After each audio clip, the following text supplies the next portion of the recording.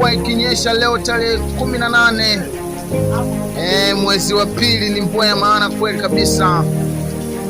Mvua hii inanyesha, lami inakaribia kujengwa, lakini tope ni la maana kweli kweli. Magari yenyewe yanapita kwa shida kwa sababu ya mvua hii kwa kubwa jamani. Yaani ni hatari, mvua ni hatari sana. Ukicheki mwenyewe utaona tu magari yamepaki kwa kule pembeni, akiashiria kwamba mvua ni kali. Mabuta yenyewe anatembea kwa shida na matrekta. Yaani ni mvua ni hatari. Tarehe 18 ya mwezi wa pili mwaka 2026 mvua hii inadondoka jijini Dar es Salaam. Ona magari yenyewe yanapita kwa shida, mvua ya maana imepiga kweli kweli.